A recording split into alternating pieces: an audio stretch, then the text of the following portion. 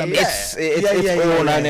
it's if you are going to do it right, it's as professional. I mean, the stage comes with it because it's live. You don't have an opportunity to do a retake, and retake. Right. So you have to perfect your act. But if we approach even screen with the same level of professionalism we approach stage, you realize, I mean, in fact, there is method acting where you have to immerse yourself in the character. Some Hollywood actors even take it to an extreme. You know, they live like the character they are going to play, like Daniel Day-Lewis. You know, even before they get onto. So I mean, the character has to be credible. It has to be credible. So you have to.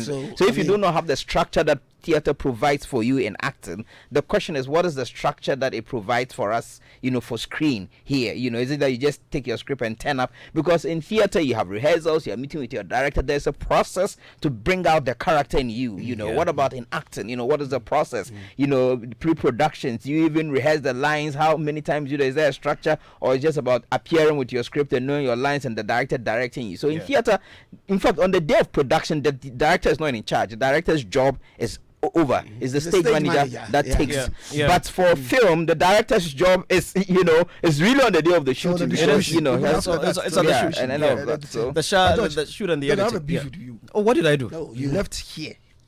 This house. Yeah. There's one particular actor, very good actor. He left here all the way to Abeka Junction to cast talent.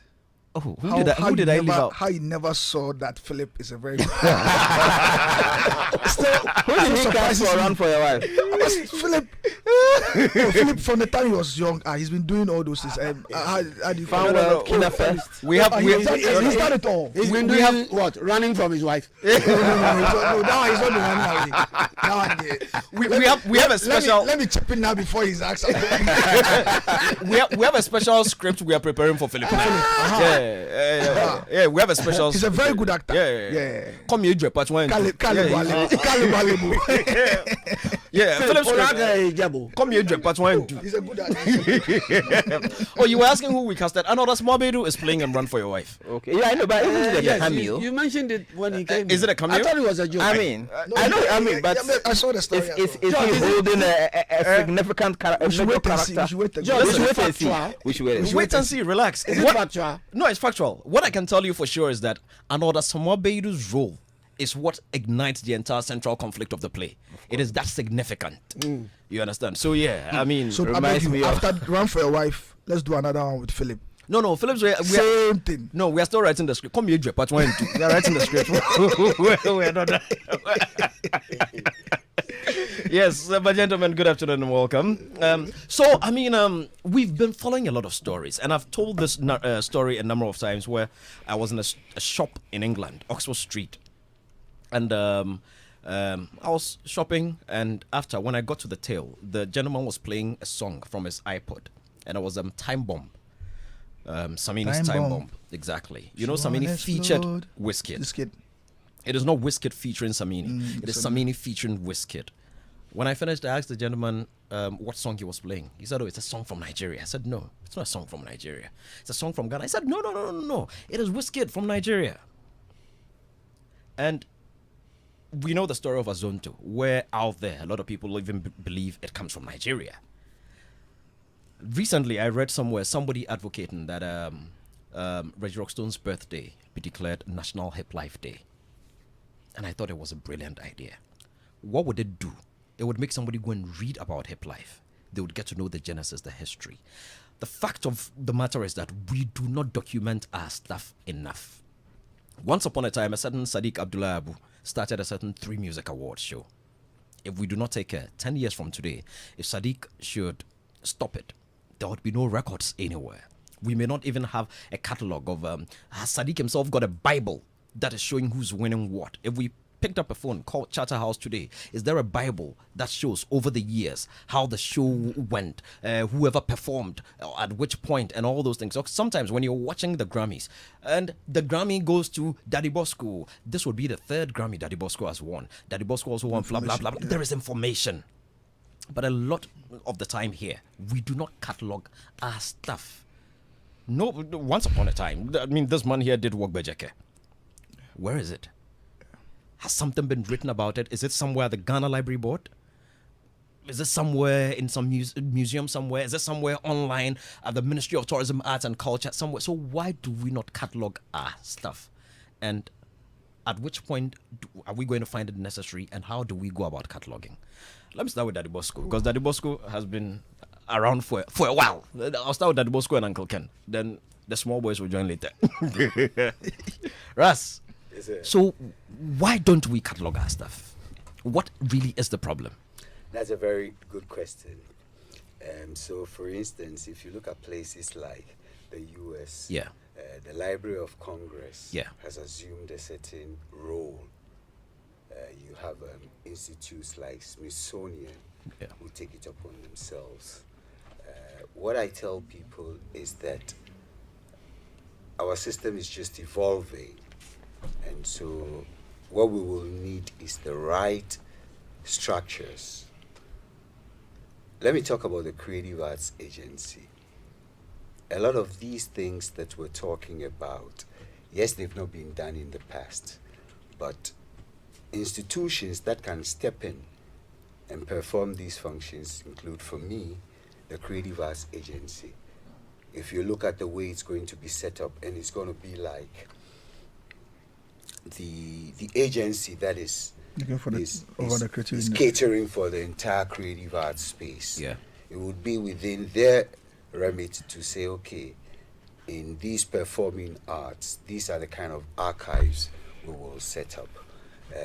Somebody one day asked, why has there been no Hall of Fame in Ghana? And it comes from the lack of institutional support. If I say institutional support, for instance, if you look at the cultural policy that was set in 2004, it's supposed to be doing some of these things. But was it just a policy, or it was giving arms and legs to make it functional? So what I'll say initially is that for us to do these things without answering why it's not been done in the past, is that the institutions of state and to a certain extent, certain academic institutions can take up these things and then do these things. Okay, Daddy Bosco believes some academic institutions must pick it up. Uncle Ken, what is your take? I mean, over the years, how come it's not been done? Because yourself, you're an institution, you ought to be studied, but there is nothing that has been written about you. I know, honestly. Uncle Ken, but that is true. Wait, George, let's get serious. We are serious. Philip, aren't we serious? George, let's get serious. We are very serious, Uncle Ken. Listen. Should we respectfully take exception to you Uncle Ken saying we will? For saying he's an institution. You know, we take exception. But you proceed. Thank you. We live in a country where documentation is a problem across board. Now, this music industry,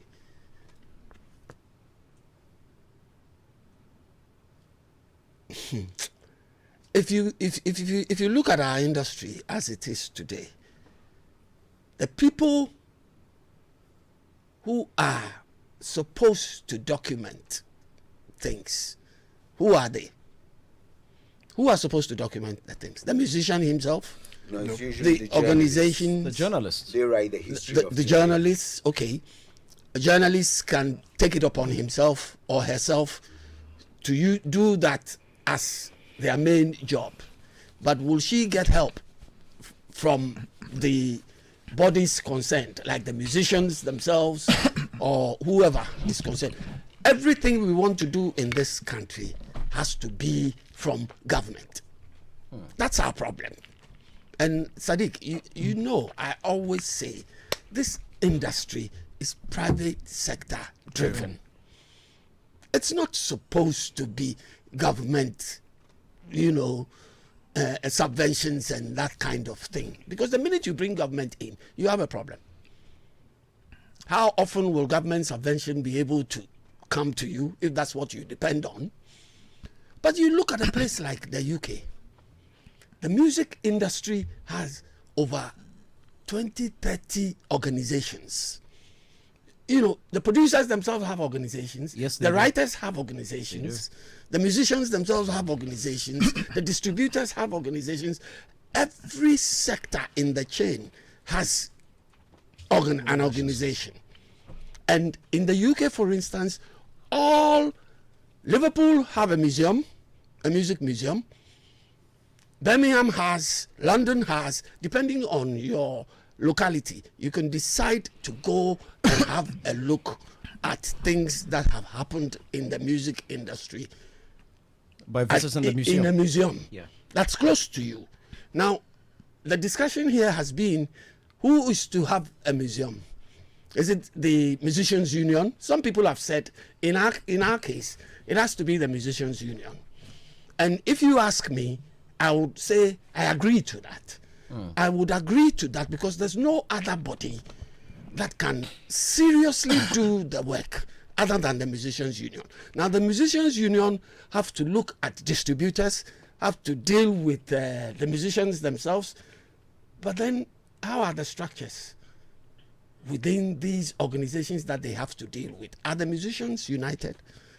Do they have a united front? If the musicians had a united front, they, the musicians, the musica, would be the body to know that everybody can come and bring us information about their production, about what they have, so that we can document all these things. But it doesn't happen here. It doesn't happen here. So it's a difficult thing. Kudos to Professor John Collins. Yeah. Because at least when we are in a lurch, he's the one we fall on to give us information. Now, why is he able to? Because he's taken his time and trouble to document things since he came to the country. There's a young man who also documented something. He wrote a book called Everything That Happened and Those Who Made It Happen or something. I think his name is Nenebi. Nenebi. Yeah, Nenebi. Yeah. You should read that book. Yeah. You know, yes. Even my name is in the book. Tony Nenebi? Yes. What he did was compile like topical news stories between a particular period. I think in the late 90s to okay. Yeah. It's a very good book. Yeah. But again, I mean, where is that book? That book, for instance, should be given some prominence. It should be given some attention. You know, let's put it in school libraries. Let's put it at the Ghana Library Board. Let's put it, but he's written it, and he himself has been going around distributing. Yeah. He's not even selling. You know. Oh, I see. Yes. George, would there have been a discussion about the, the inception of Afrobeat, for instance? That wouldn't have been if it were documentation. It wouldn't have been. Why should somebody now come and tell us? Yes. It wasn't Fela who brought Afrobeat, but Afrobeat was by Ghanaians before Fela picked up, all this commotion. It is. Sadiq. George, I think that you can find the answer in, first and foremost, it's very, very difficult to archive or document, particularly in industry. It's not... in our part of the world. In our part of the world. It's a very, very expensive process, first and foremost. Why? It's expensive generally for anybody. One, if you want to do the visual recording and all of that, you've got to put together a crew. If you want to do it properly, you've got to put together a crew. They've got to work for like months, days. You've got to develop the storyline and all of those things and go into it for days. And then obviously when you are done, there has to be a motivation of a sort. So just like the Nigerian one that we saw, which was also sponsored by Boomplay in Nigeria. Yeah. And then by the time he was done, because he had done a very good story, because it took them years, it took them more than 5 years to put it together. It's a painful process. And in an industry where we are still yet to fully grasp the bread and butter issues of the industry, it's hard to get anybody to discard whatever they are doing to sustain themselves, to having to go into something that they probably do not see a certain benefit for themselves. And that's why I've seen that, and Angakan is right. Usually when there's no clarity or there's no direction regarding anything or what anybody would do, or there's no motivation to have to do that, everybody refers to government, because of course for government there's a certain expectation that the deliberate activity or effort to enable industry or to protect the narrative of industry obviously can come from government. And that's where Daddy Bosco is right, in the sense that for the Creative Art Agency, obviously beyond research gathering, beyond creating a very strong narrative and protecting the narrative of industry. Their whole principle of having to enable industry, they could consider some of these things as part of the project that they will do. It's very, very painful, difficult process, and that's why a lot of people still rely on grants from other organizations to have to do that. Even museums across the world rely on grants for specific maintenance, even for maintenance. One of the well-known museum archivists or whatever you call it, is a name Nana Alfred? No, Curator. Curator. Yeah. What's her name? Is it Nana Iyim? Nana Iyim. Yeah. Alfred. Yes. I mean, consistently, she has to rely on grants. She has to, write to organizations that are interested in it, to be able to pursue or curate some of the things that she's doing. So it requires some specialist attention, and also because it's a very difficult process, and that's why. The last time we tried to document the development of reggae, we had to rely on Daddy Bosco. That video is there. It took us time for Base Awards. Ahead of Base Awards, then myself, Bulldog, Step, we had to spend time, Daddy Bosco and a couple of others, telling the story of the evolution and development of reggae and dancehall in Ghana. You still have that tape? We still have that tape. So why don't you? We still have that tape, and I know others as well that have tried to tell that, and that explains why consistently we seem lost on the real definition of high life. That's why we are still till today, we are still bantering over whether this is high life, this is not high life, because somebody says, if there's no yam ponsa or there's no kwa or dancehall string in it, then it's not high life. Where somebody says, okay, it is the vibe. Somebody says, it is the singing. So in the Gadi Lumba days, when people pointed out to the fact that, it's not high life because of maybe instrumentation and all of those things. So no, it's the singing. The high life is in the singing, the vibe of the singing or the swing of the singing. So that explains why we're here. That also explains why, in telling the Afrobeat story and owning it right, we've been overshadowed heavily by Nigeria. Also because one way or the other, call it grace, call it fate, because I know the Nigerians were not too deliberate about it till they started to. At a point, obviously, they became deliberate about having to put all their music genres under Afrobeat because they realized that it was just branding. It was a heavy movement. I normally don't like doing this, but you do it to me all the time. So I'll do it to you. It's fine. The genres. Yes. You were looking at the particular case of reggae music, where Daddy Bosco supplied you information. Yes. But where's reggae music now in Ghana? It's gone. You see elsewhere, the rock music people have their museum. Yep. Yeah. Do you understand what I'm saying? Yep. Pop have their museum. Jazz have their museum. So the genres have their particular museums where if you are interested in that particular museum, you go there to seek for knowledge. It's going to be very difficult to do that in Ghana, because how many genres do we have in this country as we speak today? There are a lot of genres and subgenres. And people do not even know the difference unless you are a research head. Yeah. But George, in the absence of all of that, sometime back, consistently when we had to argue about the past, we always had to rely on sometimes the VGMA. Just last week, myself and Ricky and the team at 3 Music, we were looking at the golden years of hip life. And then whilst I was taking them through it and the things I was remembering and all of those things, a key reference point that came in very handy was the year, looking at it year on year. So in telling the story year on year, if you go from 99 is but when we came to the late 90s coming now, one of the things or one of the reference points that became very vital was the VGMA. Because the years and how the talents became big and everything helped us to be able to put it into proper perspective. So in the absence of nothing, and that's why sometimes when people are quick to brand down or dismiss the impact of awards, for instance, this is where sometimes it comes in. Providing that the award in reference. It's some sort of cataloging. It's Yes, some sort it's of some sort of cataloging for some industry. sort of cataloging for industry. Let me bring Chief Mumin into the. But wait, well, 1 second. Wait, let me join you. The two odd ones out are the analog people. Because listeners are confused. Listeners, go to Facebook, you'd understand. All the gentlemen in my studio were wearing glasses. George, can I pose a question? Yes, Uncle Ken, go ahead. What is this thing with wearing dark glasses in studios? It's swag. It's cool. It's swag. Yeah, Swag. cool Oh, okay. Just No, swag. no, I came from the sun, so I your just days, a little bit We more. never wore dark glasses in But how did studios. you call swag in your days? Hip. So hip. No, Uncle Ken, wait. We were in this country when Shabarangs came. He was dark glasses as But Shabarangs is not my classmate. What are you on about? Oh, James Brown. You use James Brown. Okay, you should use James Brown. Anyway, George, let me just try and tie all of what we've been saying together. I mean, I see this in 3 levels. 3, categories in terms of telling our story or preserving our history and our heritage. Right? First is the artist or the organization. You know, you have a responsibility in yourself to curate your presence in such a way that when people are looking for information, they'll find you. So these days, there are a lot of digital tools that people use, right? You can have your own website.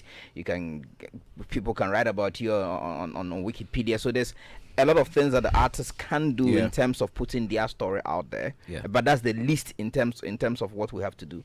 But there's also what the organizations too can do, right? So you talking about VGMN, and you talk about the fact that research is rigorous. It's intensive, and it requires some kind of dedicated funds. There's nothing that would stop VGMN as part of the plans that is doing Sadiq Music, 3 Music too.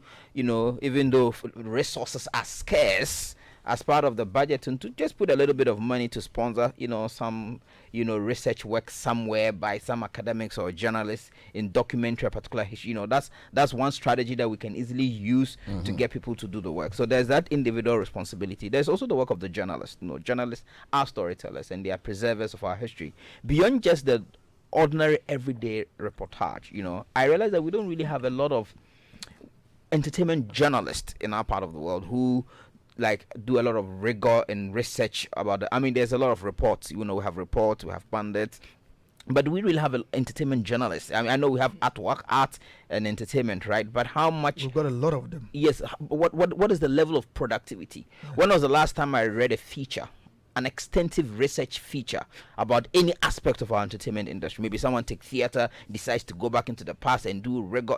So we have a lot of reports. So yes, this is happening. But those are reports that will fizzle out after that report. Yep. But who is now sitting as he said, Nene, this something like that, right? Something So like we need to challenge your organization at work to go beyond what you're doing to see. If you have a few of that, Pardon? Pajon Bensifi. Yeah, Pajon does a lot. Okay, great. So that's Francis Doku, Moffat.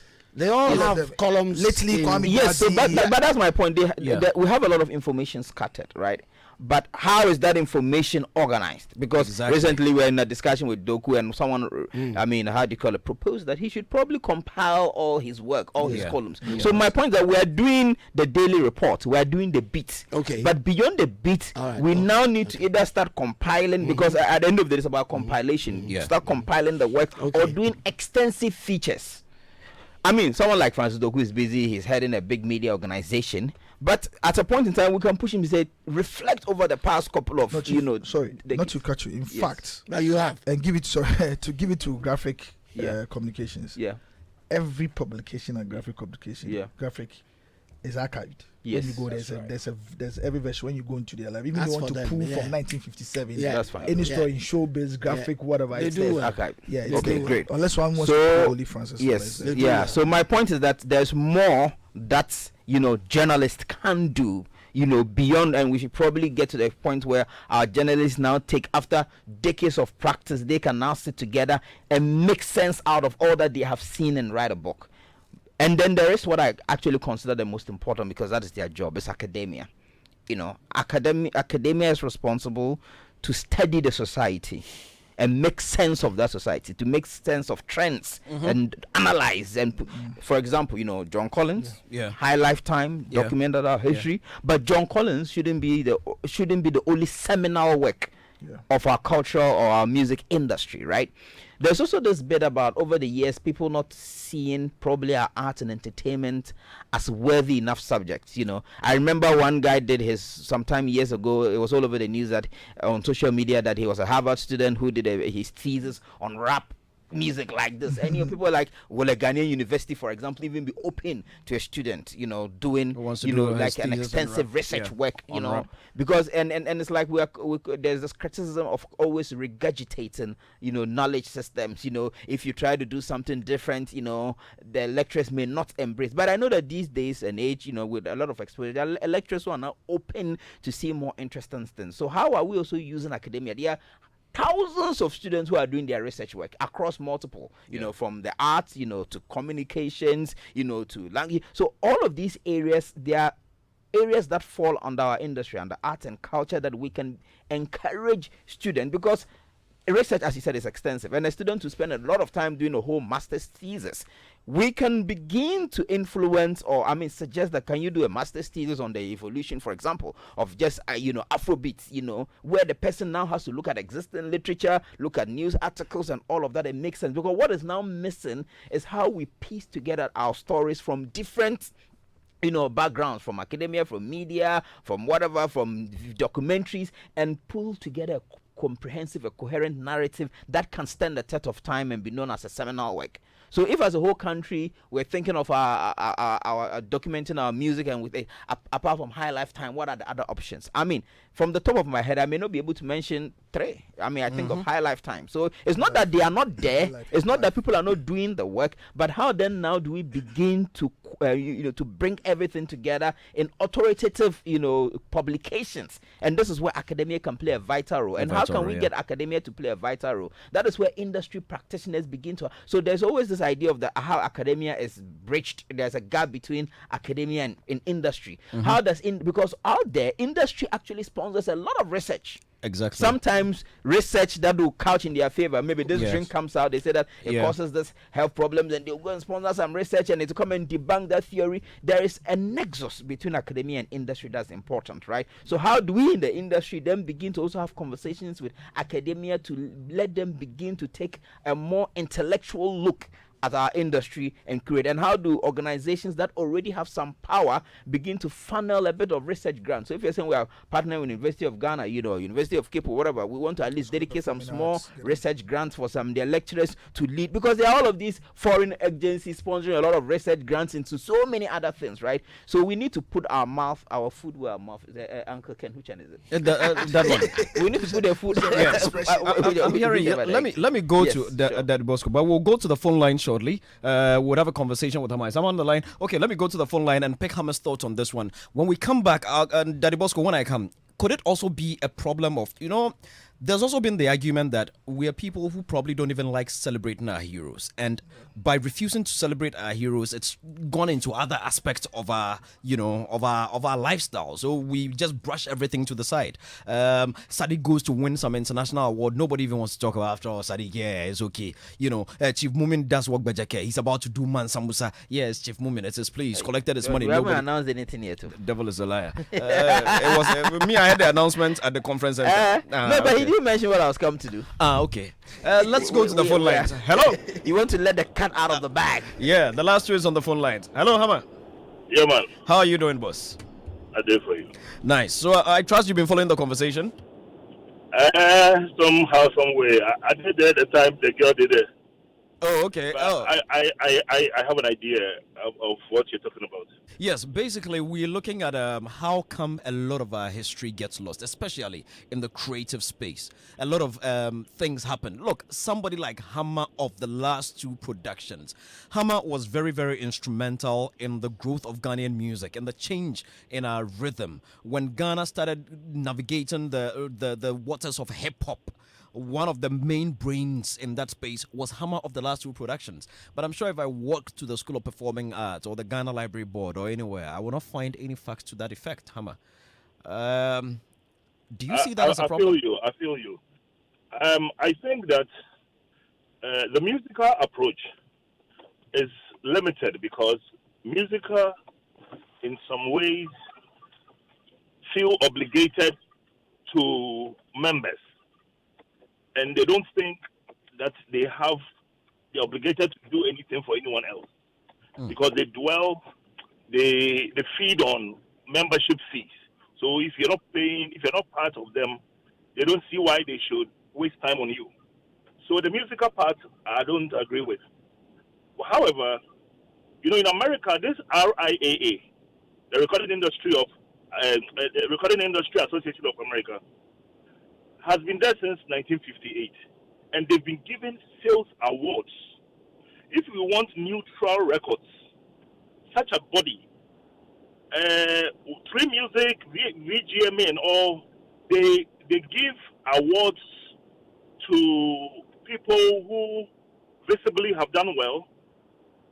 But when we come to records of sales, how much you sold, it has to be RIAA or a body like the RIAA giving platinum plaques to American artists and stuff.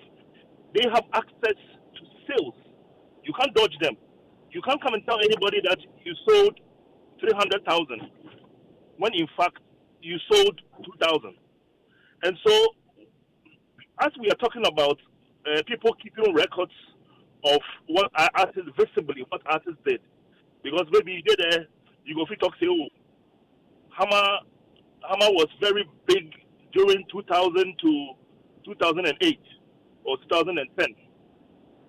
Hammer was the biggest. Meanwhile, records show that Richie probably had the highest sales during that time. Or, so I think that as much as we want to keep records, accurate records are quite as important. And so I agree with the Tree Music and the VGMAs. They are a good source for history. They are a good source for documentation. But we need to go further and go for the accuracy. We need history, proper history. Listen, George Juma, when the Bible came, I mean, when the Bible was supposed to be translated to vernacular, local languages, it was a job. Mm-hmm. They gave it to a task force. Daddy said something about the Creative Arts Agency. Yeah. We should tax them, give them a job. You go, listen, the censorship people, when they go around, they go to people's house to count them. It's a job. I think that this should be treated as a job. We forgive a tax force inside this creative agency, made it go around and get records from Big Ben to recording streams to radio stations to Gumroad, because Gumroad be where people they go record register their copyrights. So that's where you find the proper dates. Yeah. You see, you will find the accurate dates at Gumroad, and we forgo places like Joy FM, GBC. You know what I'm saying? Right now, if you want story about the cool Rollins in time, you want Kwame Nkrumah Yamata, even GBC, no, you forgo. There's no other body, you know what I'm saying? In America, even the presidents have their own museums. Each president, he finish work, he gets a museum. But there is a neutral museum that catalogs everything. The presidency's deeds. Because you can sugarcoat yours. I mean, if you come to me for records, I go to tell you things where it make I look good. You know, I will tell you what makes me look good. Oh, I did this. I was the biggest at this time. I had the biggest this at this time. But what shows I am speaking the truth. So as much as we get the records, I feel we should get accurate records. All right, Hammer. Hammer, stay on the phone with us. We'll come back to you shortly. You are part of this conversation till the end, so don't disappear on us. It's about 8 minutes to 5 o'clock. You tuned into Joy 99.7 FM at Showbiz A to Z. Our WhatsApp line is 055-1111-997. Special thanks to MTN. What are you doing today? And of course, Superstar Multi-Fruit Drink from Casapreco Company Limited. Daddy Bosco, some have also argued that, look, this conversation we're even having today will not go anywhere. But here is a country that doesn't even celebrate its heroes. Kill yourself for Ghana. Nobody cares. I mean, you look at what's been left of the Ifwa Sutherland Children's Park. You look at what's been left of Ifwa Sutherland Drama Studio, where even a new structure that's supposed to replace us has been abandoned for 22 years. And really, I mean, what's Ifwa Sutherland's name's doing on it? It doesn't give her any honor. So why worry yourself? Could that be the problem? Okay, so that's why for me, when I started, I said my hope is in the state through the Creative Arts Agency. If you look at the composition of the Creative Arts Agency as it's purported, it's supposed to be driven by industry. Yeah. So the president would appoint, I think, the leader of the board and the executive secretary, and then industry would nominate. So we have a good opportunity to put people who know. Number two, you see, the state says, or the minister says, he's looking at pushing tourism and the creative arts and culture to, let's say, third position in revenue or something like that. Excellent. Contributor to the GDP. It's important that as a nation, we appreciate the role of our culture and our creative arts in our development. Then we'll position it appropriately. Now, my co-panelists have said that doing this kind of work is cost intensive. So what's the role of the state? If we're looking at the private sector to do it, how do we incentivize them? The private sector, to do it. So for instance, you and McDan, you can decide, okay, part of your $2 million you're putting... Pardon? You're putting a certain... You want to keep saying it to the pardon? You're putting a certain percentage of that fund. Or for instance, what would motivate institutions to say, we're going to open a grant to allow people like Chief Sadiq, etc., access these grants to do these some of these projects. So my thing is there has to be a coordinated approach from the state where there is policy direction, there is proper support. That is what will incentivize private sector to do this work. That is what will help academia work with private sector or industry to achieve these things. So for me, these are the things that have to be done.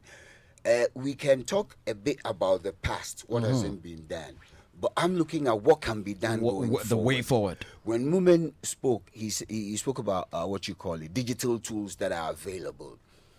I'm looking at a situation where, with the appropriate policy direction, young people who know how to use these tools can then take up these challenges. Because to build a hall of fame that will chronicle achievements across the spectrum of the creative arts won't cost an arm and a leg. It could be digital. Then you have whatever brick and mortar facilities you have there.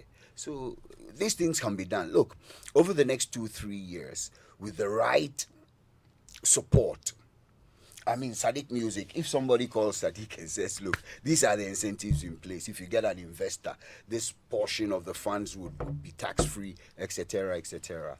Magic will happen. Magic will happen, Daddy Bosco says. Daddy Bosco, you mentioned the creative agency. You mentioned in your earlier submission and now. But the creative agency is not even officially active.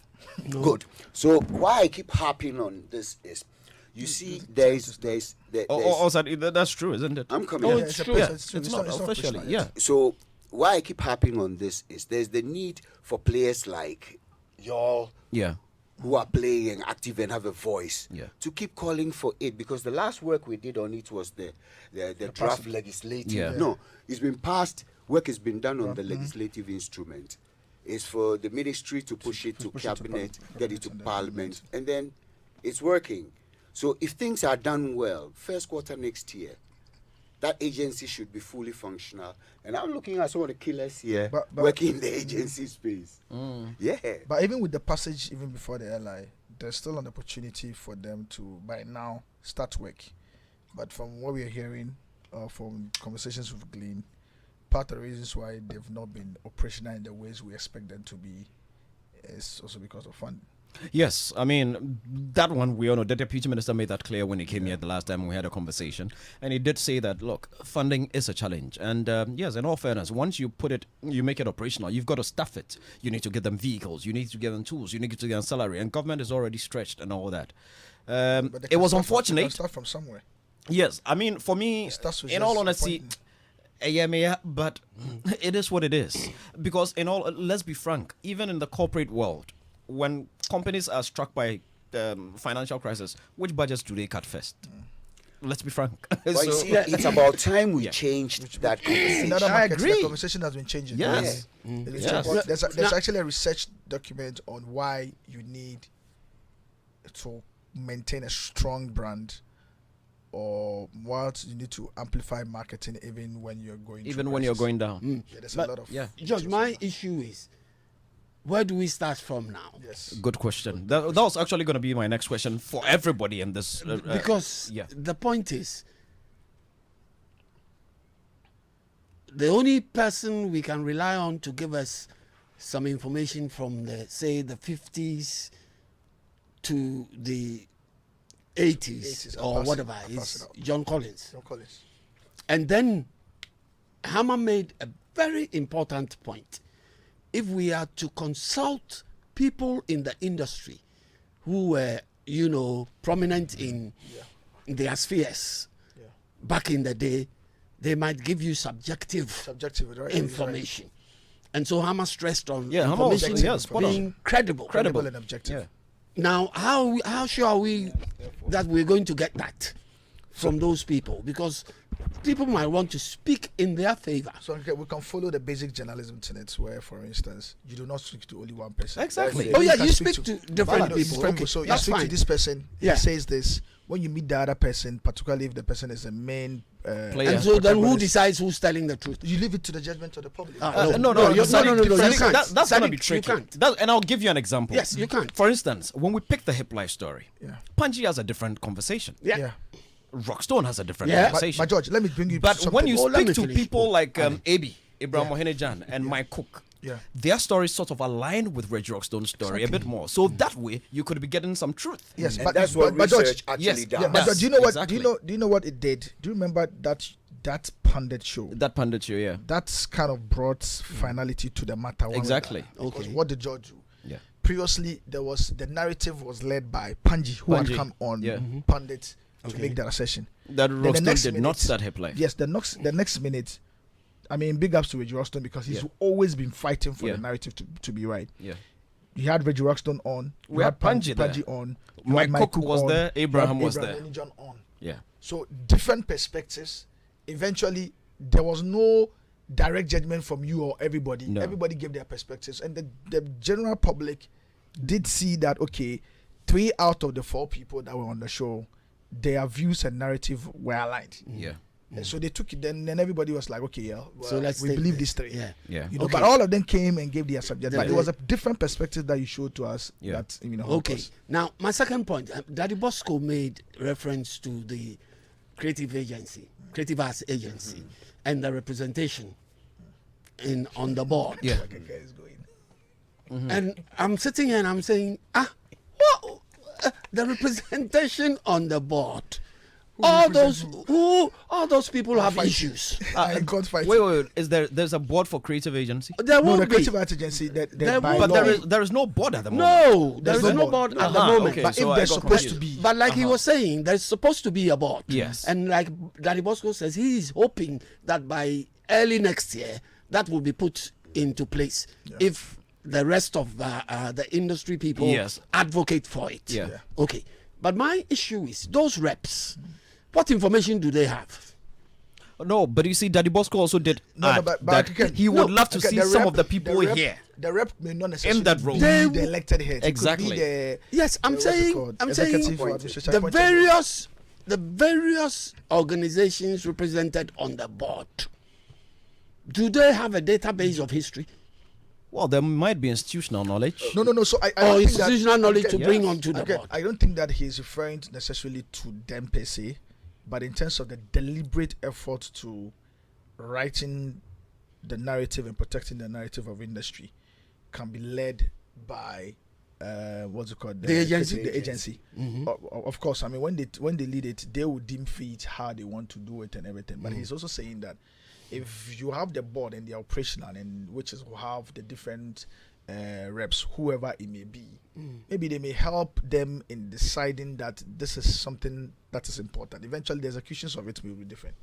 They could actually even decide that they're actually floating grants for anybody that's writing a story. Because one of the things that we've realized again is that every year in both 3 Music and VGMA, when we are celebrating the legends, we tell a story. The lifetime achievement. Sometimes it's 5 minutes, 10 minutes. And you pick the phone and you call people like me and ask me, okay, what do you know about this person? Isn't that what you do? No, but it involves a process. But that's a part of the process. Often your knowledge is spend important. time going to them and speaking to different people. What we did the Osibisa one, and the performance and all of those things and all of that we did, it was a process. When we did, we went to dig Professor Mark Abraham.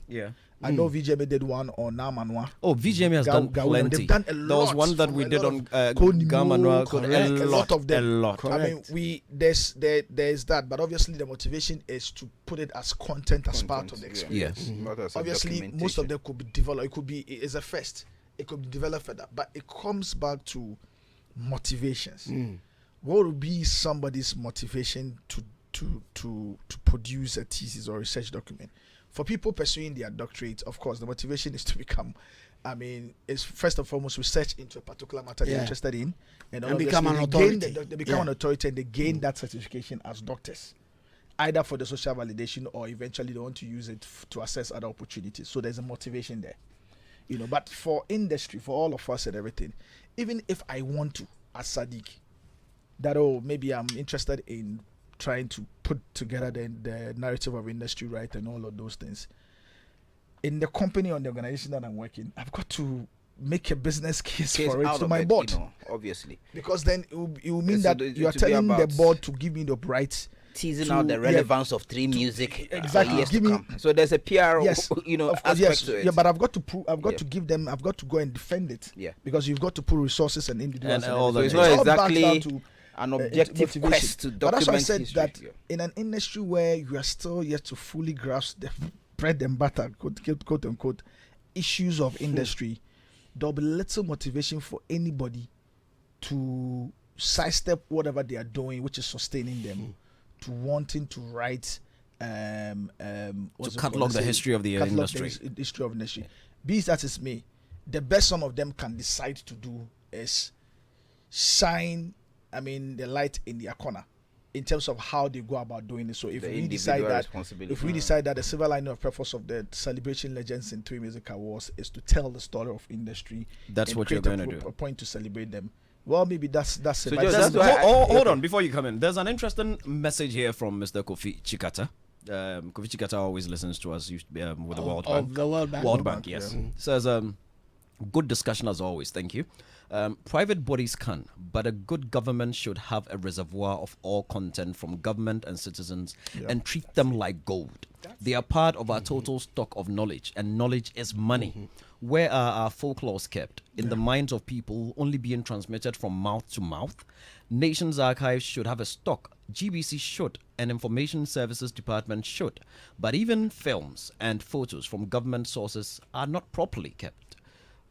So there is work to be done, else we would end up going to foreign sources for even our folklores. That is when private organizations take it up on them, because they motive. And again, back to the but you see what you said. Government motivation, Getty Images motivation to archiving history and everything is profit, because for them, they sell that's private. The biggest bank of images globally, and they sell it. Which then they sell it. Yeah. So there's motivation there. For other people, there are some people. If you probably want to be poor in your 40s and dedicate your 10 years to following through and writing the story of industry and making all the investment, it's fine. If you want to, give that to society or industry, it's fine. But like I said, it comes back to the motivation. So that's why I think Kofi's point is quite clear that yes. So your point is that private needs motivation, but government's motivation should be about the preservation of our cultural heritage. Exactly. So government shouldn't be thinking about the bottom line. So and this is it shouldn't take an arm and a leg. That's my point. It wouldn't take an arm and a leg to put together a small grant to say that, look, let's bring together a few academic institutions. We want to dedicate this grant. We want some of your lecturers or researchers to conduct a research into whatever, into high life music, into hip life music, into theater development. There should be that conscious. It's not, I mean, for the price of a V8, you can essentially document. So his point is that we need to hold government accountable for these little things. That's where that Bosco's suggestion comes in. And Ken is also right. One of the Anke understands the challenges of governance first and foremost, yes, and where the funds and everything come from. And I agree. That's why Daddy Bosco is spot on when he says that government in, government out have found a place, right, and have grounded it in law where this is going to come. But from. wait. Do you know the government already give some 2 million Ghana cedis some time ago not even to that. research? I'm not going to that. I'm just trying to ask to actually trace it where we can get it in finding the solutions. The Creative Arts Agency is supposed to, when the LI is passed, supposed to have a fund. Again, there are clear ways where the sources of the fund can come from. Because again, if you have a fund without describing or showing where the sources of the fund will be, then it will be depleted. Yeah. So that Bosco is right when he says we have a perfect opportunity to pick it up from this point and ensure that we do not retrogress further. All boss have this fund raising component. Yes. Look at the NFA. Yes. How many years have the NFA been? Yes. They also have a fund that's supposed to fund the activities of filmmakers. But has the fund been put together? No.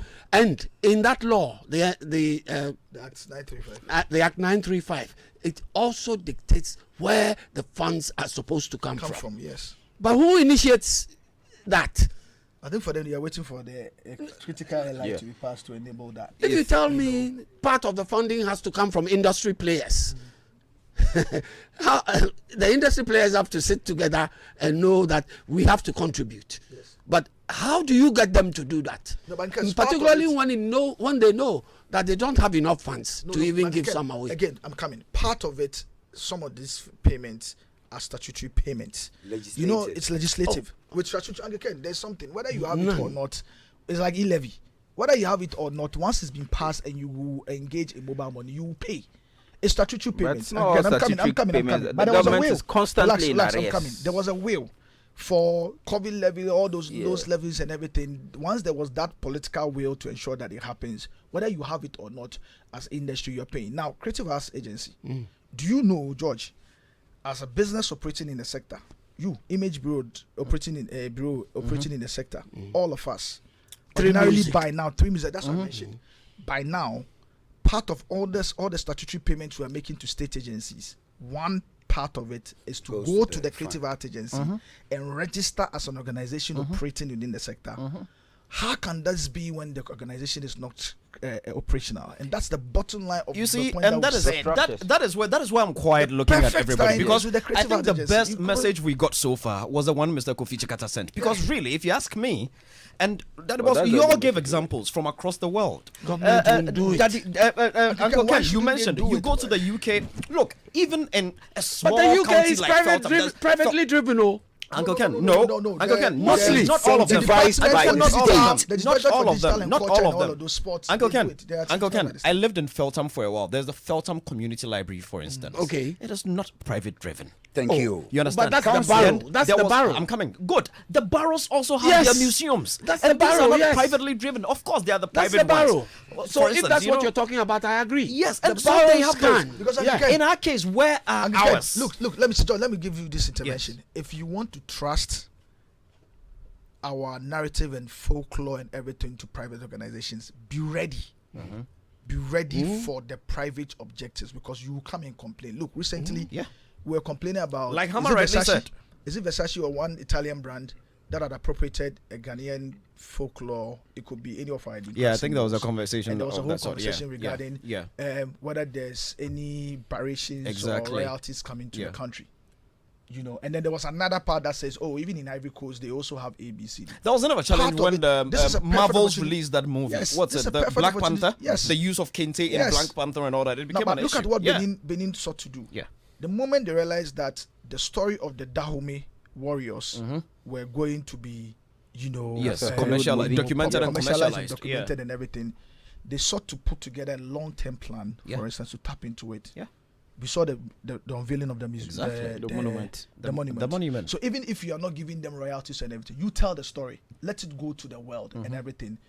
They have taken upon themselves to ensure that before Togo, Ghana, or Nigeria takes up that credit, they are putting something to let you understand that this is the home of the story. Thank you. So after watching the movie, the millions across the world, you can decide to if you visit. want to come to the source and visit, they earn some money from there.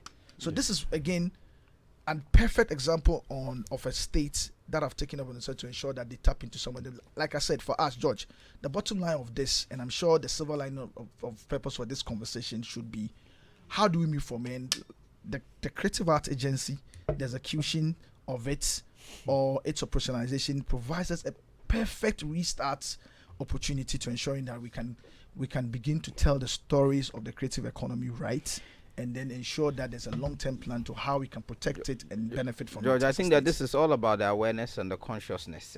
I mean, beyond the creative art, the Ministry of, how do you call it, Tourism and Creative Arts, the Ghana Tourism Authority, all of us, you know, the Ministry of Education. There are so many agencies that, you know, interlink in this particular idea of documenting our own stories in the creative space, which is important. And I will always come down to academia, that it is very, very easy for us to trigger that thought that, look, this is an industry, or this is an area that we want more research. Exactly. You know, there are so many departments that can crisscross what we are talking about. How do we trigger the conversation between industry and these departments? You know, how do we get the support? Let's get a minister or somebody involved. Let's sit down with academia.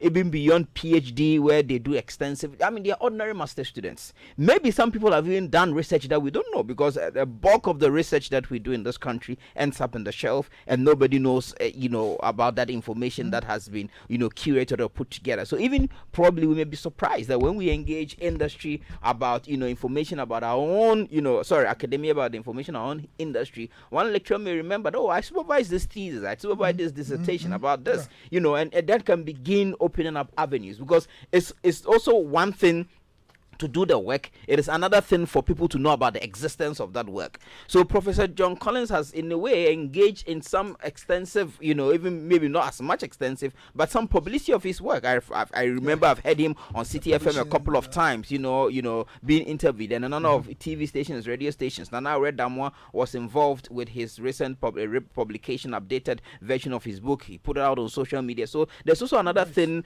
putting the work together, and there's also another thing, making people know that this work exists, so that people can look at it as a reference point. So I think that we need to trigger that conversation with industry. There's a message here from Notidia. Says, must motivation always be monetary? So we cannot document or archive our own art and culture? Does multimedia hold and place premium on its records? Our heritage must be protected and secured, lest we disappear. At whose expense? What was the initiative for something like Madame Tussauds in the UK? And Madame Tussauds is actually beyond the UK. It's actually privately owned. I think it's owned. I think there's the Tussauds company or something. They own it. And you know, the Madame Tussauds, it has a French connection. Yeah. It's actually, you know, so that's different. And he adds that culture is cash. Troops like Epitombi, etc., thrive on records, research, and dissemination. So, I mean, this conversation is a pretty pertinent one. Let me find out if Hama is still with us. Hama, are you there? Is Hama there? Yeah, man. Hama, what do you make about the argument that, look, this should be firmly placed at the doorstep of government? What is your take on that? I agree, because that's the only way it can be neutral. If it is by a private entity, it will be tailored to benefit them, and they will monetize it. You know, if you want to look good, if you want your records to, you can go and pay to get it done. You know, I think that the neutrality of government will allow it. It will operate like how GRA operates. You know, the neutrality, if GRA was private, you can imagine. You see, so yeah, you have a point. I think that with the government in charge of this, it will be in the right hands, and we can gather the proper data that we need to. But Hama, what do you make of the other argument that look, government is already oversubscribed? Government, even our creative arts, the creative agency, government has not been able to find the resources to get it up and running, to get it going. That's because government is not putting value on the creative arts yet. You see, if government really understood the potential of the creative arts, they'll treat it like the mining company industry. Yeah. You see, the mining industry, their money be physical and gani. So they put more prominence on that industry, forgetting that the creative industry is as lucrative as the mining industry. And like the man said in the note, the Mr. Chikata, The message. Yeah. Mr. Chikata, it is a beautiful piece that he wrote. I wish you can post it on your Facebook so we can all copy and, really digest it. Ingest it, I mean. Yeah. I think that it's important that we put value, because information is money. And for us to have access to this information, look, this woman, Gladys West, Yeah. in 1940 there, this woman actually, a mathematician, she was the brain behind GPS. Yep. Before Google, them come map the world. This was a job. And she was I think she was with NASA or something. And this woman she mapped the globe mathematically, and satellites interpreted everything else. Then they eventually had to go to every country to get the names properly for Google Maps. And eventually it is done. Somebody will say, this is too much work, it can't be done. They map the world. They even know Abokobi. Yeah. On Google Maps. So if they mapped the world and they were able to do this, they were able to translate Bibles, this is a job and it can be done. And when we do it to our benefit. I think that the government should create a task force. I agree with Bosco. If indeed the creative agency comes into operation, I think that is a suitable body that can be taxed with this job. Is important. The second coming sounds. That's the man, Hammer of the Last Two Productions. We're having a conversation right here on Joy 99.7 FM. It's 20 gone after 5. This is the new anthem. It's Showbiz A to Z. How are we gonna cut?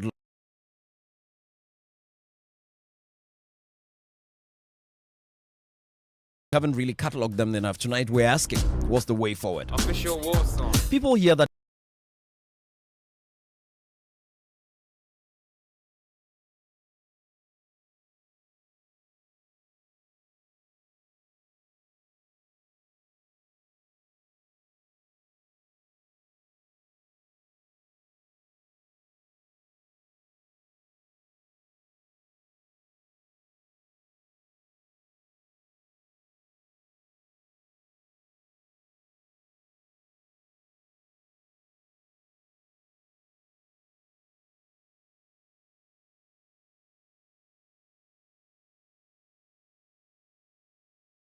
Then let's go home, shall we? Let's go where the entertainment is,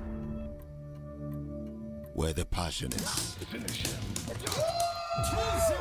where the laughter is, and sometimes even the tears too.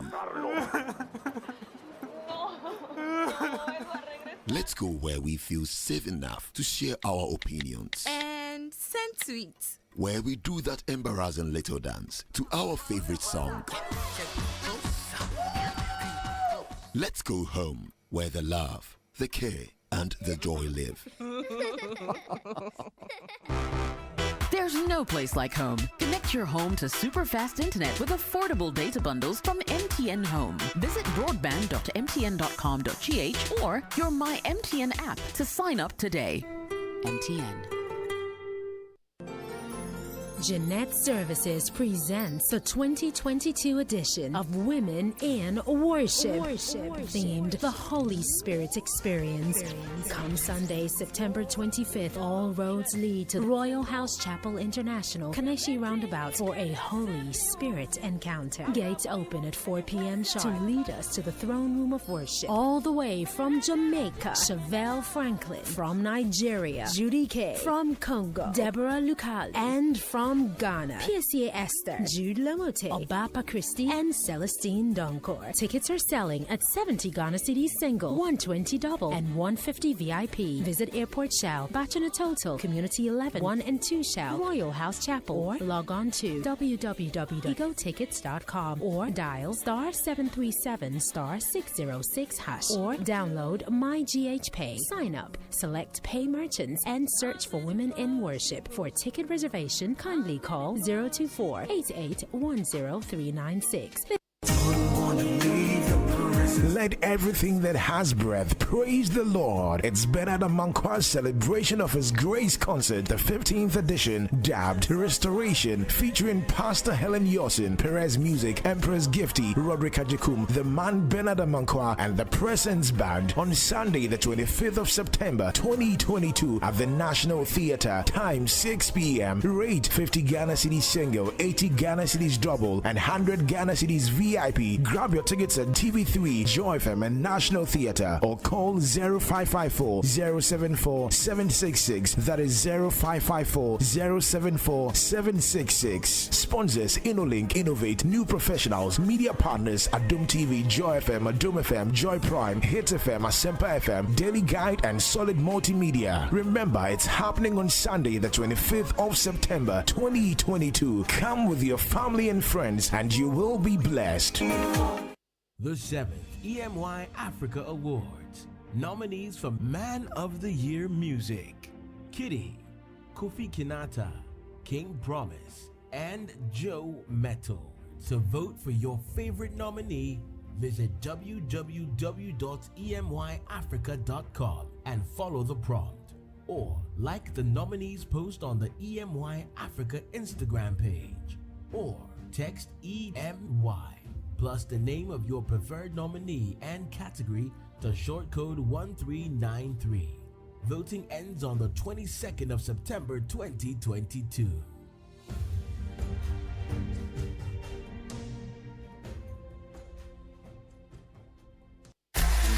Syndicated Capital, in partnership with Multi-TV, brings you the Jiwudia 2022 promo. Our original Advanced S2 decoder is now on sale for only 129 Ghana cedis. You get to enjoy over 150 TV and radio channels in crystal clear picture, digital stereo sound, over voltage protection, auto scan, unlimited content when connected to the internet, warranty, after sales support service, and many more. For just 129 Ghana cedis per, there is no other priced gift option in Ghana that delivers premium entertainment content at no monthly subscription than this deal. Yes, one-time payment of 129 Ghana cedis per, and you will enjoy premium forever. Available at all multi-TV dealers nationwide. Call or WhatsApp us on any of these numbers for a dealer near you. 0557 632 601 or 0545 469 319. You can also visit us on myjoyonline.com or syndicatedcapitalgh.com. Promo runs while stocks last. Premium entertainment only possible with multi-TV and syndicated capital. Gripping conversations, business opportunities, and inspiring life stories in the engine room. We have it all. Tune in to Springboard, your virtual university with Reverend Albert Okran, this Sunday at 7 p.m. on Joy 99.7 FM, Facebook, and YouTube. Catch the repeat telecast on Joy Prime every Saturday at 9 a.m. Sponsors: Enterprise Group, MTN Pulse, UMB Bank, and Central University. Media partners: Joy FM, Joy Prime, and Graphic Business. Springboard. Your personal value will shoot up. Here's where we turn around. Here's where we turn around. George on Joy.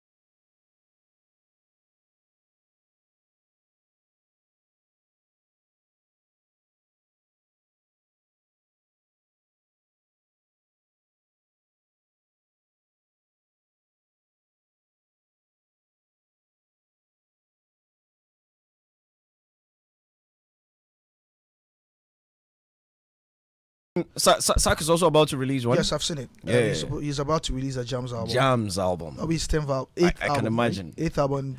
Yeah. For what? The 10th period. For the 10th, yeah. Really it's going to be the 10th that edition of November, Rapaholic. right? Yeah. And that's why he started getting what? The conversations and the headlines. I swear, we've got to give it to Sak for consistency. No, Sak is smart. Very typical. That's a typical Shatawale move. He says you people, you don't go and work in GBC. You see, he's right. I just tweeted about it right now. He's right. Sit here, but he has a point. He has a point. I'm Yeah. fully behind Sarkodie and everything that he said. You sit here and you. Okay, so George, give the background. Then we will go. We can probably have a take on. You see, the thing is pretty simple. And listeners, we can open the phone lines. You can give your thoughts on the conversation about this records keeping thing. It's on 0302-216-541. And Hama, you're still with us, right? Yeah, Charlie. Good. I'm sure you've also seen Sak's thingy, what he says about the journalist that, look, and he was being interviewed and he said, yeah, not that he's disrespecting journalists or anything of the sort, but the fact is that, look, to be able to have the moral right to ask him why he's not going global, you yourself, have you gone global? In a nutshell. You are sitting here, you are not a Komla Duma to go to BBC or anything. You're sitting here, all you know, George Quaye, you are sitting on Joy FM. This is where you've been sitting. You haven't gone anywhere. Then you are coming to tell Sarkodie why he's not feeling O2. George, yes. George, I think that we should see some bit of positive in what Saka said and reflect on it as industry as well. Yeah. You know what the thing he said. Forget about the BBC angle. It's not different from what we spoke about last time when we spoke about. No, it is not. It is not. George, we also need to be able to speak to industry to elevate the game. You can't be a 20-year pundit veteran with nothing to show for it. Yeah. You know, today now industry and the media industry have created a new work line for empty pundits who you would wake up and realize that they've done 10 years of that, and the only value or only thing they are known for is often attention grabbing by empty headlines or attacks on talent and people. John Sadiq is throwing shades. No, he's not throwing shades. He's speaking fact. And Sadiq, Sadiq, hold on. Breathe. We should be critical of ourselves sometimes. We need to. It's important because in all honesty, if you're not elevating the game, what is your business? If you're not elevating the game, if you're not consistently building yourself, what is your business spending I've seen people who do not do anything for industry for more than 10 to 15 years.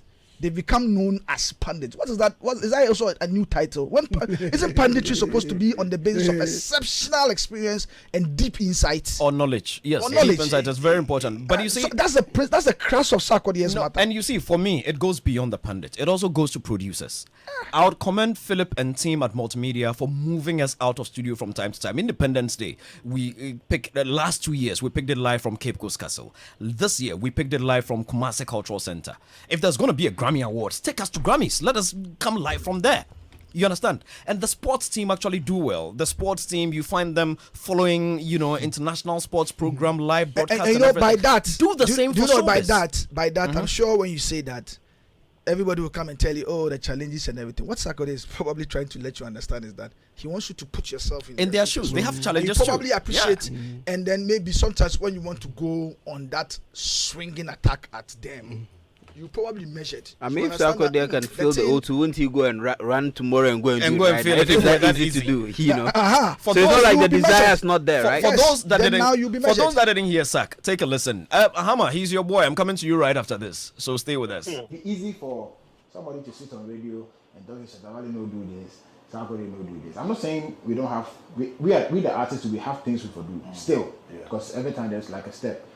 But if you did radio for Ghana for close to 20 years, where if you come enter Choice for here or BBC, I don't think you have the moral right to talk about artists where they Ghana where don't move. Because me I go BBC because Komla Duma where make I go. Right. Buckle up, because we're flying high with the biggest entertainment show south of the Sahara. It's Showbiz A to Z. GQ's in the seat. Radio and talking Shatawale no do this, Sarkodie no do this. I'm not saying we don't have. We the artists, we have things we could do still, because every time there's like a step.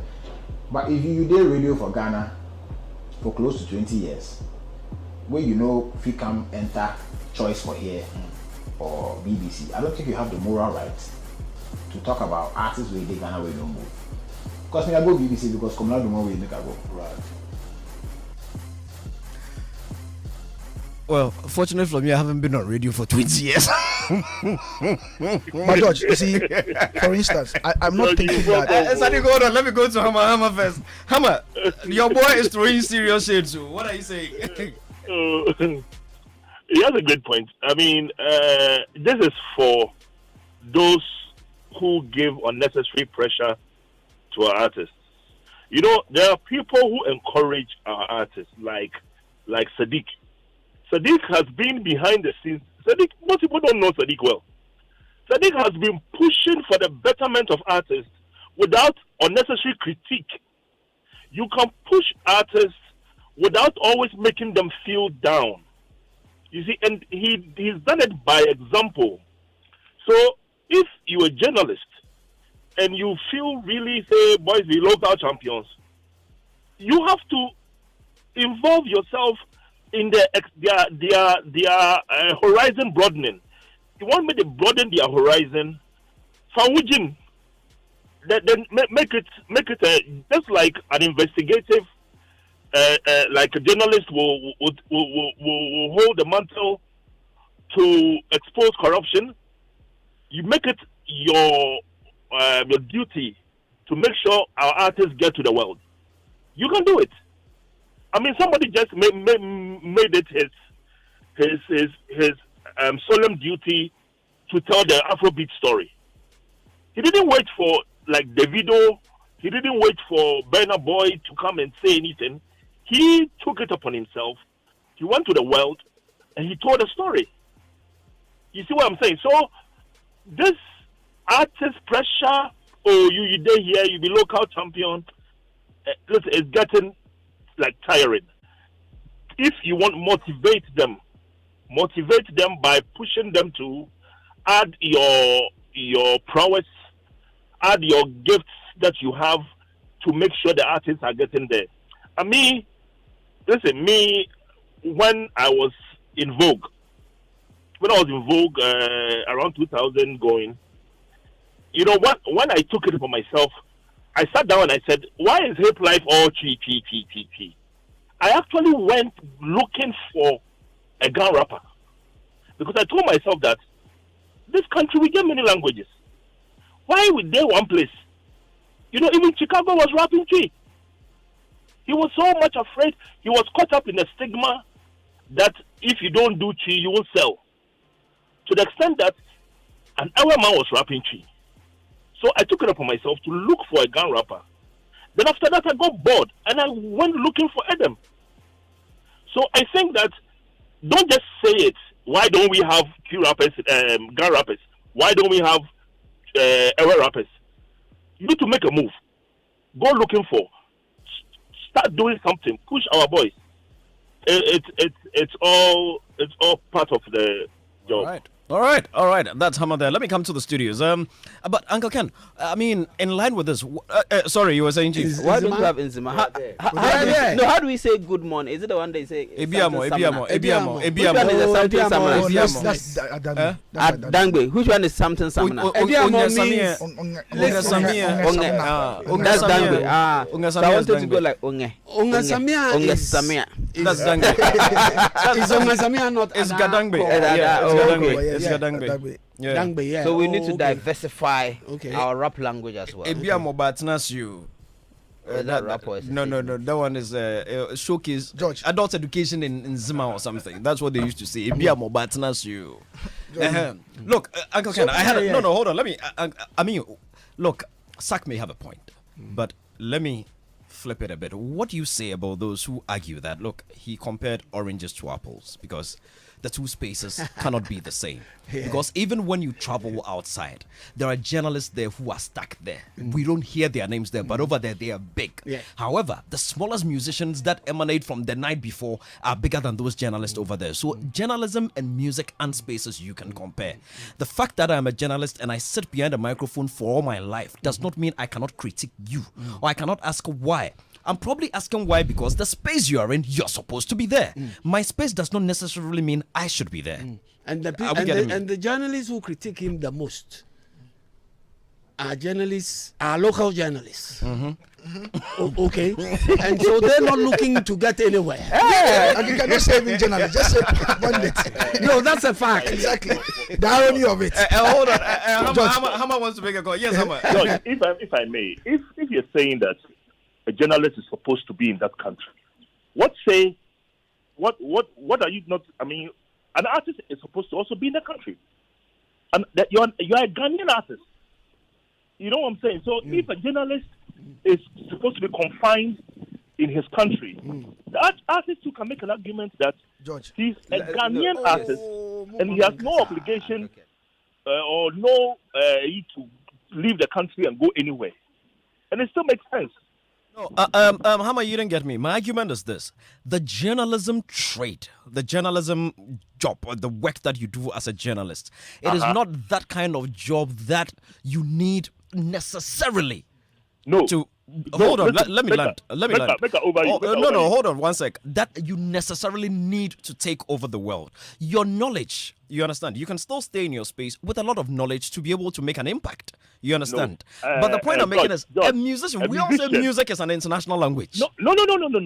Dodge. A musician has no obligation to leave his country of origin. It's just to better himself, just like a journalist can better themselves and decide to take on the world. Because if you're a journalist and you want to talk about poverty, you can extend yourself to talk about poverty in Mali. Look at Wudimaya. He's a blogger. He's not confined to Ghana. He's talking about Africa. He's trying to change the African story. So it goes both ways. If you're a journalist, you can also stop talking about the parliament in Ghana and talk about the parliament in Africa and how the African story needs to be rewritten. So if you want to make Sarkodie go please Nigerian fans, you want me to go please British fans, you too, you should go and talk about the world. You should also broaden your scope. I agree with you on that one. Yes, let me come back to the studio. George, that's interesting. I mean, to start off, this conversation is a very good one for Sak. Obviously, ahead of his album. I'm about to release an album. It's important that he's getting the right time. I don't know whether the video that came into the public was engineered or not, but it's a good one. Typical Shatawali move. But George, this is why I agree with Sarkodie, and I've said it. Maybe the example of the BBC for a lot of people is a stretch, but the principle of what Sarkodie is saying is that you can't be there, right, as a pundit or critic or whatever, consistently attacking and taking them on when you yourself, you do not have any interest to improve or make the situation better for yourself. And he added the point, moral rights. Exactly. Moral right, and that's the point that I've made. You've got people that have become 20-year pundit veterans with nothing, like they are not doing anything in industry. They are not. When you ask, they say, "Oh, he be pundit." What is his job? What has he done? What is he doing? They say he's a pundit. Isn't punditry supposed to be on the basis, like I said, of deep insights, experience, as a result of doing the work? So within that 20 years, all you are known for is attention-grabbing headlines where you're attacking Sarkodie, attacking this one, attacking this one. Let me hear without actually, but George, think about it. No, you made the point. Don't worry. You think today, yeah, for those of us, myself, you, a couple of people that are striving to do well, if you put together, in fact, even before you criticize them, because you are in the system and actually doing, you'll be measured. And that's what Hamas spoke about. Because then you would understand how difficult, how challenging and everything it is. So you'll be measured, but because you know more. You understand? So Sarkodie is simply telling industry people that you people, for talking and all of those, you just can't be pundits. You can't create a new work line out of all this thing out of pundits. Do better by actively elevating yourself. Then you can end the moral right to talk about industrial matters. You are the one saying this is something that's my interpretation. That's why I agree with him. I agree with him. Let's do better. No, let me go to Danny Bosco quickly, then I'll come to you. Okay, so for me, your thoughts what on Zach that? says is a reflection of my impression of when I listen to entertainment shows, there's too much negativity. Thank you. Thank you. And I think the rationale of what he's saying is that let's elevate the conversation. Let's make let's tell some good news stories. Yeah. The bashing is too much. Yeah. That's why we don't do that here. Yeah. Great. And that's why I listen to you, man. Yeah. Discerning people listen to us. I'll take a different approach. I mean, I understand what Sadiq and my boss is saying, all right. But obviously, I think the point must be made clear. And I think I actually made this point when this issue of Ghana, Nigeria, Shatawale made that thing about Nigerian artists, you know. We understand that we are now in a global world, especially for arts, and arts is a content or product that can be consumed across borders. So if it can be and we are consuming other people's arts, then we can also export our arts, you know, and that's what we're all pushing for. But it doesn't mean that every artist must go international. Let us not put international exposure as a validation of art. That's the point I was trying to make. An artist can be in his village and still be an artist in his own right, entertaining his people in some faraway corner without even coming to Accra, let alone crossing the borders. And it is okay. Chief, hold on. Moreover, hold on one second. You'll continue. This point you've made, when you go to Tamale right now, there are some artists in Tamale that I swear nobody here has heard of. Of course. There's Westchild, there's Fadland, there is Diva One. There are so many talents and they are huge there. The only people we know are Fancy Gadam and Makasio. And these guys are huge and they are doing great in that space. And let me tell you why that is important. Because when you are satisfying a global audience, there is a particular way you have to couch your product. Yeah. If we are all trying to cross the borders and go international, we may lose some variety and authenticity in our cultural expression because then we are pandering to the international audience. Yeah. So yes, let some of us try and cross the borders. Let's people have their aspirations because it will bring more money. It's fine. But there are people who will just be contained within their environment, and that is fine as well. But I guess Sarkodie was trying to make a point, but obviously we don't expect our journalists to of course, as a professional, you aspire to reach the height of your career, but the height of your career as a journalist should not be because you have worked at the BBC. You know, it's not like Philip is being a producer here, a BBC producer somewhere is of a higher social station than him. BBC is not the holy grail.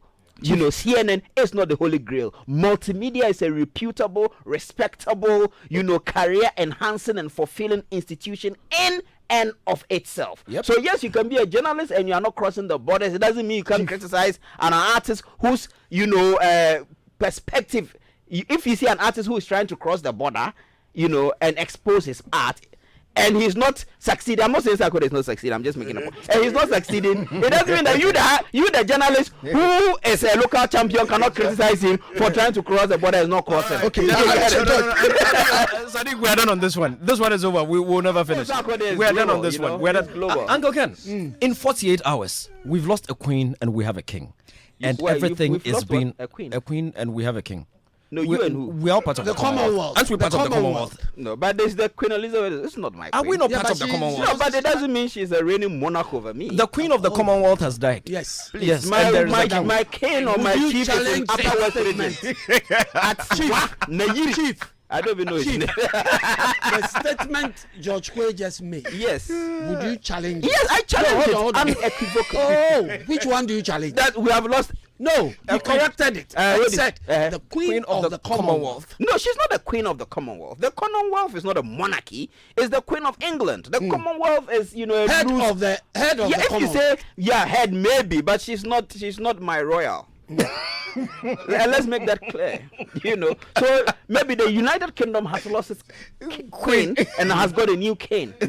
Yes. Are you okay with that? Yes. Do you like the process? Yes. But for the benefit of the visa section of the UK embassy, of course, I respect the institution of the monarchy. You are now the institution of the monarchy. You are now retreating. And what do you want to go? You will see where they go. But now somebody they're taking them for that. What do you want to go and do there? They are going to ask Philip. And of course, the death of anyone is not to be. And we mourn with the people of the United States. You are not even asked the question. You decided to take it over. You like answer. Yeah, China. We are waiting for you when you get there. No, but she's not my queen. She's the queen of the United Kingdom. Don't worry, it's okay. In fact, even where is it? Which people are even planning to break away? Henceforth, the visas will be given to only people who identify as their queen. But the visas are issued in the name of Her Majesty. Okay, right now to be in His Majesty. His Majesty. Uncle Ken, I mean, I think I've been following international news, and I must say I'm in awe of procedure. That's right. What do you make of everything so far? Thank I mean, you. yeah. Procedure. Yeah. But the procedure is nothing. Oh. When there's something. Your microphone is off. Your microphone is off. Let's go on. I know. Uncle Ken. Abelempe branch of the Royal. I mean, we also have our elaborate protocol. In It's fact, okay. funeral Please, is let's. Hey, where did this man come from? Chief, hold on. Let us land. Yeah, elaborate protocols for Ghanaian funeral. Let us land. Thank you very much. Please, let's see Uncle Ken. Let's see Uncle Ken. Just use the word. Elaborate. Yes. And that is what I am countering. Okay. Simplicity. Yeah. Not elaboration. Yeah. Okay. Did you see where the death was announced? And I have a problem with that. Okay, Uncle Ken, you land. Sorry, Uncle Ken. Today, I know I have been. I've been exom. Very quiet. Uncle Ken, in go a ahead. few words. Okay. Yes. And those few words contained all the information you needed to know. Yeah. End of story. And I saw people praising that, and I was like, and so what? Keep quiet.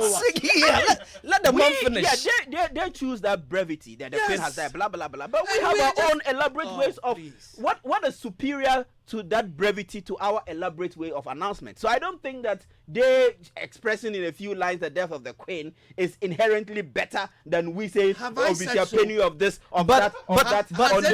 Chief, has anybody said so? But that is the undertone. Oh, look at it, how simple if it is. But Yanom dear, Nanka boy, but we say, say, Yamamra no. Yamamra no. I even heard somebody say that. I even heard somebody say, how can you announce a successor to a dead royal by just announcing 24 hours. In 24 hours. That's a press release. By just a press release. Yeah. When there should have been a derby. For the phantom from drum.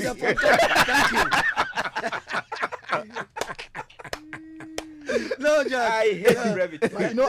Interestingly, they also like that, they like that. the difference that we also have and the way in our processes. Of life. Yes, yeah. And we have ours. I have a criticism against. Hold on. Let Uncle Ken land. Uncle Ken, go ahead. Daddy Bosco. Come on, no need more me. I want to be sure what he's drinking. No, but it's a very important point to make here. You land. No. Please give me a chance to come in. We have only 9 minutes. We have to go. Uncle Ken, quickly. Yeah. We all have our traditions and the way we go about doing things. Yeah. You know, I seem to like the simplicity of the way things are done, you know, and everybody knew who the successor to the Queen was going to be. No wahala. Yeah. You understand? Yes. People might like Charles, and I've heard a lot of Ghanaians saying Charles is too old, he should go to the younger son, and blah, blah, blah, blah. And people even talking about his wife and all this. And I say, they call her the patron saint of National Side Chicks Day. That's some of the things we've read on social media. Yeah. Social media is crazy, man. Yeah. Who he wants to be with. Yeah. It's got nothing to do with you. Yeah. Not liking the person. The king likes his queen. Exactly. End of story. It ends there. It's nobody's business. It's not your business. It's nobody's business. Anyway, so Chief, yes, your thoughts now in a minute. So starting from where I know that we're kind of. No, you shouldn't talk again. You should no. I'll just give him 1 minute. So Sadiq will end it for us. I think that there's sometimes a tendency to over romanticize the other. Yeah. So, for example, when that statement came, I saw people. I like the way it is brief. It's that. It's fine. But for me, our cultural expression is rich. Our language our indigenous way of speaking does not give way to brevity. It gives way to elaboration, right? That's why I even have a problem with modern literature. Modern literature emphasizes brevity, minimalism, simplicity, that cut out the words. That's why if you read back old literature, how they used to elaborate. Now modern writing is quick. But I think that we are stifling expression in this form. If you go to our courts and our palaces, the way we talk is unique. How we put proverbs in and elaborate and praise. This is our cultural. No, that's what I'm saying. This is our cultural expression. But so when others too feel like, okay, we like to announce that whatever is there, that's it. I mean, that is yes. So what's fine. if I like that? No, I'm not saying it's wrong. What I'm just trying to say is that let us not. No, I'm not using you alone. I'm using social media because sometimes we seem to make them the standard. That whatever comes from the West is the standard. Ours needs to be refined or reformed to suit that standard, which I have a problem with. You've made the point, and I think you are right. Guys, I expect an elaborate way of it being announced. You are right. You've made your point. Daddy Boss, it will take a month. Yes, your thoughts on this one. For me, what you call it, I'm a Rastaman. You're a Rastaman. Yeah, man. But I'll speak on the personal level. Yeah. And as a person, what I appreciate about the Queen is the love her people showed her. And something my granddaughter asked me, so how come they knew who was going to be the successor, the king? And I told her, for their system, all these things are laid. We even know who to the 8th. Yes, if Charles had refused, they know exactly where it was going. And that's one of the interesting things for us as a nation. Let's not forget they fought also bloody wars of succession in the past. I know in the past. Course, no, history cannot be. Nobody is. You don't have history. Unfortunately, we're out of time. Sadiq, we're out of time. Daddy Bosco has made the point, and we're out of time. It's 5 minutes. Billy is coming in next. Your microphone is off. You don't say anything else. Yes, Sadiq. I know a couple of chiefs as well, but I need a chief. Yeah, man. For me, here is mine. My only problem is the length of time we keep people in the morgue in this part. There are chiefs that have died for over 5 years that are still lying in fridge. 5 years. My traditional chief. Yeah. Litigation. I don't care what it is. Bury the man and fight. So you cannot bury the person and continue fighting. You want to fight, but bury the person. I don't get it. And in all honesty, Chief, that is my only problem with ours. No, I mean, I love our tradition. It's beautiful. Yes, look at Asante Henne's mother's funeral. It was lovely. It was beautiful. I loved every aspect of it. My only problem is that the person is dead. My former headmaster, Fansbom School, he has been dead since. He's still in the fridge. Why? Why? I don't know. The family dispute. I've even lost the years. About 5. No, that's a lot. I don't get it. I mean, that I can see. I don't get that. That part is my problem. I'm not sure we are all trying to suggest that everybody, the people that keep them, wants to keep them there for these years. It's also because it's not a straightforward matter. No, how? Of course, and that's the point. That is the point we are making. Can't we find better ways to resolve things quickly? The person is dead. But again, it's complex. Did someone suggest that our funerals could even be a tourist attraction? It can be very complex. No, it is not just about Mark. When we did Showbiz A to Z in Kumasi, we actually met a German couple who had come to Kumasi to watch funerals. Yeah, we actually did meet them. Owner services. Yeah. Biggest event supplier in Kumasi. I mean, he's dead, but the company still exists. Gentlemen, built his credentials and everything from free. Thank you very much. It's a huge Daddy Bosco, thank you very much. Chief Moment, thank you very much. Sadiq, thank you very much. Uncle Ken, thank you very much. Flashback comes back next. Hammer of the Last Two Productions. Hammer, thank you very much for joining us on the show today. We're grateful. Anita Philip produced the show. Chris PK put us on social media. And of course, TJ Obete dished out the music early on. My name is Josh Quaye. God willing, we're back here on Monday. What are you still saying? What are you still saying? Your microphone is off. We're out. The flashback comes up after the news. My name is GQ. God willing, we'll be here again Monday evening, 10:05 p.m. for the Late Night Express. Hello, Kewa.